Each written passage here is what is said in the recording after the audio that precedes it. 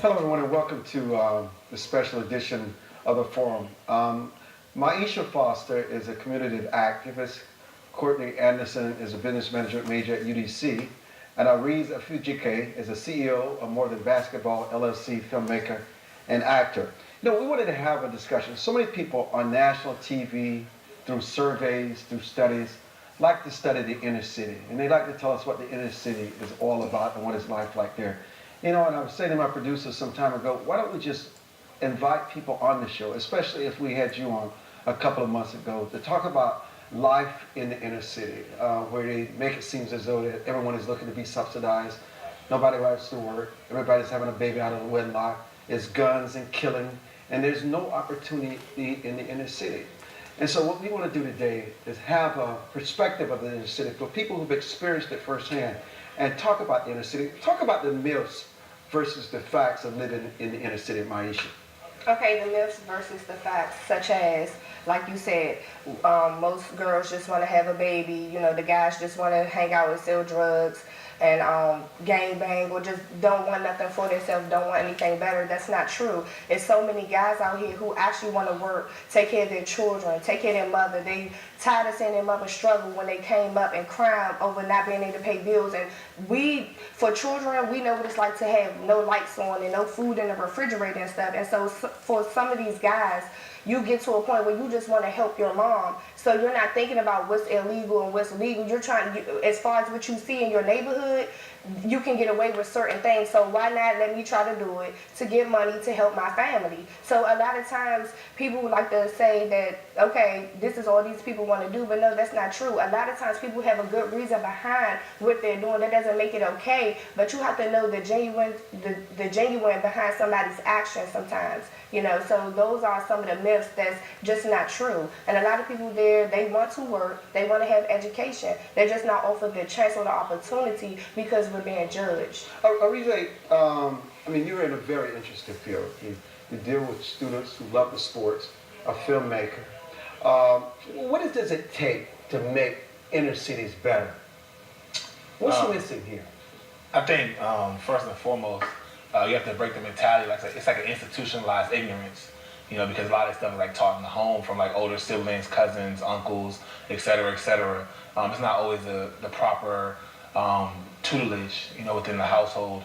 So that cycle needs to be broken first. And secondly, they just need good examples in front of them. A lot of times you don't really see people like successful doctors, lawyers, business people, things of that nature. That's why, hip hop was so important, because not so much the lyrics, but actually the lifestyle, like seeing guys who came from nothing and becoming entrepreneurs, becoming, brand ambassadors, becoming CEOs, executives. Those things was very helpful, especially for my generation, to see that. So as my generation is growing up and the next generation is looking on, they have a positive example of things that people who come from their community, who act like them, talk like them, look like them, can relate. Maybe knew their older siblings or older nephews older uncles or aunts, and now they're doing something positive. It's something that could be like, can spill over and really change the mentality. Now, Courtney, you're pursuing a business degree here at one of our colleges. Why is it important, the emphasis on education? And why is that an important and critical tool to improve in the inner cities across the country? Education is so important because it can change the way a person thinks, of course. Without education, a lot of people can make very ignorant decisions without knowing. You have to know about a lot of things in life that can keep you out of trouble. You need to know your laws. You need to know what you can do, what you cannot do. Some people think that it is okay to do certain things, like, some people say the best things in life are free, but how do you perceive that? Like, you can take it literal, or you can take it, how they meant it. So you're saying something here. So you're saying that oftentimes people act out of ignorance of the law. They really just don't know. They don't know. Like, a lot of people still don't know that they're being affected by Jim Crow laws with those gates around their neighborhoods. That's a part of segregation.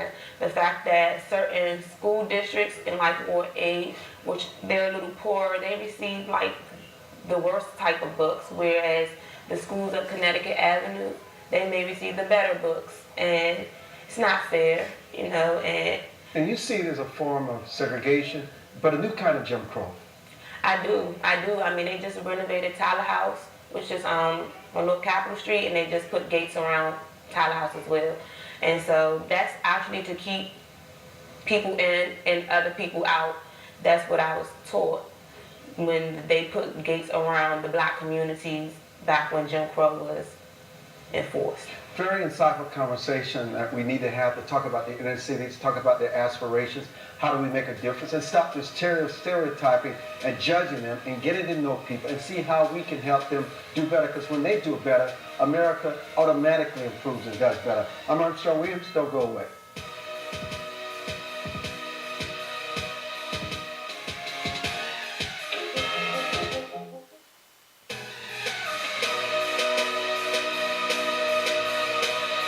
And we're back with Maisha, Courtney, and Arize.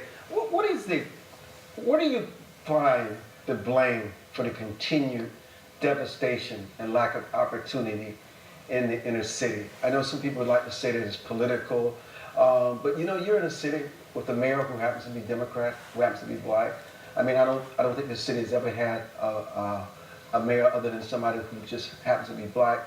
And it doesn't seem to me that it's really about black and white here. It's not about left and right. What is missing that continues these problems in the inner city? When you talk about there are different books, there are different standards of learning, there's different technology in the schools, some are gated. It seems as though that some schools get more attention, are more well thought of than others. What do you, as someone living there firsthand, or who has firsthand experience, where do you find fault as to why this situation is not improving? The first people I feel is obligated to help make the change, the necessary change, is the people of the community. You cannot expect people over top of you to help you if you're not showing that you want the help. We need more people in our community where we live at to start just breaking down the whole lifestyle of the facade of a hood.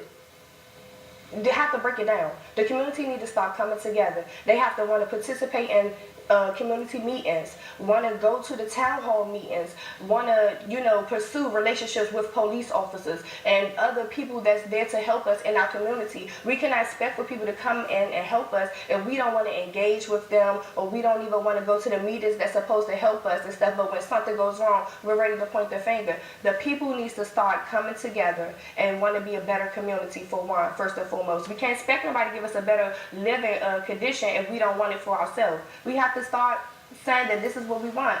People have to start voicing their opinions and coming together, because one person speaking is not going to help make a change. You need everybody to come together. If you just have one activist out of each community speaking for the whole community, it doesn't look like the mass majority wants that. When you have the whole community rallying together saying, this is what we want changes, then I feel like you will see some changes. So Courtney, how do we instill, especially in young parents, older parents, the importance of an education at an early age? How do we get them to understand that that is their true passport? Well, we first need to get parents to understand psychology and how the brain works and the frontal lobes, etc. Once you can learn how the brain works, you can understand that it's important to teach your kids from birth. They can soak it up so easily at a young age rather than trying to teach them later on. That's why they say racism is taught, because at a young age it's so easy. You just soak it all up. Whatever your parents give you, feed you, nurture you with, that's what you take in. And so it is important at a young age to really get your education and focus in school, which a lot of us really don't do because we're not unaware of the importance of it and how far it could take you. And everything that we need is in a book. Somewhere, somehow it's in the book. But you know what they say about us chocolate fellas and girls? If you want us not to know things, you put it in the book. You have Chegg.com where you can rent books for school. You have other places, I could tell you right now what book I'm using in my business class, and all you would have to do is go rent it. You wouldn't have to pay for the education. You wouldn't have to pay to go to school to do it. Everything is in libraries. You even have resources online now. So, like to piggyback off what Maisha said, it does start with us because we have the resources. You can blame somebody for trying to put us down, but you can't blame them for keeping us down. So how does sports play into this. I don't want to stereotype the inner city, Arize, that the only thing they care about is sports. Because if you listen to Courtney, obviously education is important. If you listen to Maisha, obviously personal responsibility and accountability and building your community so people would want to be a part of your community is also very critical. But how can sports play a role? Well, first and foremost, with sports, obviously, when you play for your school, you have to meet a certain academic standard, have a certain GPA, so education is always the emphasis there. And secondly, just piggybacking off what they said, I actually kind of like respectfully disagree a bit because I feel like the powers that be control more things. Because if you look into government funds and things of that nature, once you start peeling back those walls, you see that there's opportunity to allocate funds towards certain programs, to establish certain programs and certain entities that can actually enrich the inner city struggle or the lack of education and the lack of knowledge, the lack of information that a lot of these kids have. So, you look at politicians, lawyers, judges, government officials getting rich. A lot of those funds can be allocated more appropriately and can help break a lot of these cycles. So, answering what you said originally, I just think having that educational standard, having a GPA requirement for sports is kind of like what motivates a lot of kids to even just do the bare minimum to be able to just be eligible to play sports. But in other words, it's not that you disagree with nothing that they said. You just feel there's much more to add, as you just did, as to why the situation is so complicated. Yeah, it remains the way that it is. It's layers because, like I say, it gets deep, and I'm not trying to be the whistleblower or anything. I don't want to get any phone calls from the powers that be, but, I just feel like if you just really dig deep into it, that there's, millions of dollars that are allocated towards at-risk youth, allocated towards like healthy lifestyle, healthy living, things of that nature for, inner city youth, just being the taxpayers are paying for it. So you, in essence, are paying for it without you even knowing it. So with those things being established, we have to take more of an internal look at the powers that be and say, listen, there's never nothing wrong when you're morally correct, when you need to shake things up and make people accountable. And those issues of retaliation takes care of themselves. But if people don't speak up, they'll remain the same. And children will continue to die, not just in their youthfulness, but in their adulthood also. We'll be back with much more. I'm Armstrong Williams as we focus on living in the inner city. Don't go away.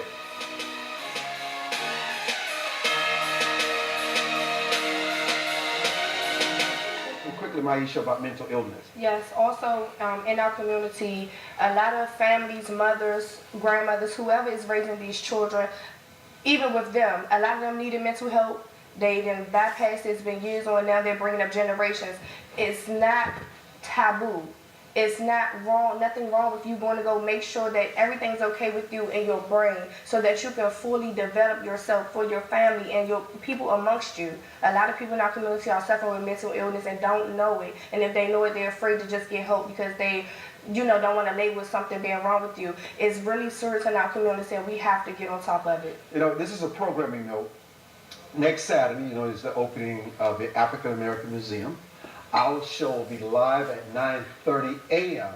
We will be the lead coverage to our live coverage that starts at 10 and then at 2. We will give wall-to-wall coverage to the African American Museum opening and we will be there. This show here re-airs tonight at 6:30 p.m. and then watch us again for our 1-hour town hall forum from 11:30 to 12:30 a.m.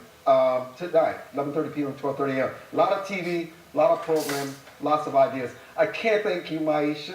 You're becoming my star. And someday you'll be the real superstar, but you're a star. You have a lot to say. God bless you. God bless you, Courtney, Arize, for what you guys do. Don't ever let anybody define you. Define who you are, define your community. Don't buy into the stereotype. God never makes mistakes. He created us in his image, and we must behave that way. Good day, everybody, from the show.